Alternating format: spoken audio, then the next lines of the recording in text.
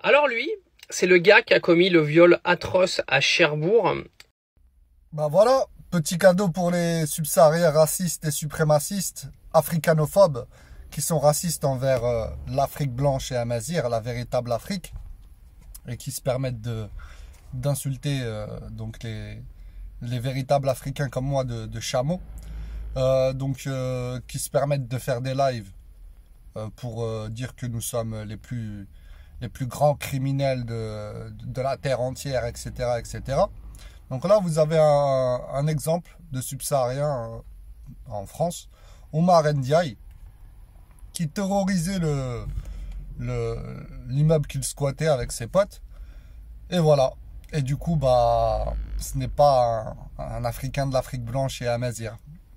Ce n'est pas une des personnes que vous détestez. Non, non, c'est un de vos semblables. Donc, vous avez beau faire des lives jour et nuit pour nous diaboliser. Et vous reprenez d'ailleurs cette diabolisation venant des médias français. Puisque à chaque fois qu'il y a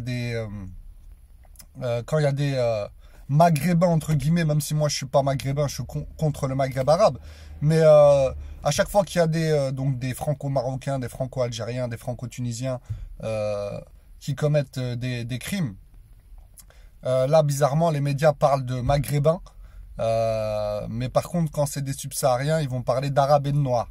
Voilà. Alors qu'il n'y a pas d'arabe en fait. C'est la preuve d'un certain racisme d'État d'ailleurs, puisque c'est des citoyens français généralement.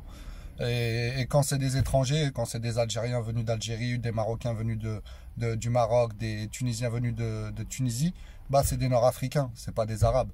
Mais bon, c'est la France, la République française malheureusement qui a encouragé le panarabisme chez nous.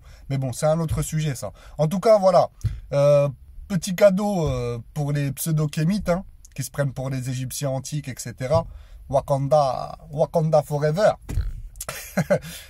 Continuez à nous faire marrer, continuez à faire déverser votre haine avec le silence complice de TikTok, hein, bien sûr. Votre haine envers les habitants de l'Afrique blanche et amazigh et leurs descendants, leur diaspora notamment. Voilà, il n'y a pas de souci. En tout cas, la vérité finit toujours par éclater. Bonne journée!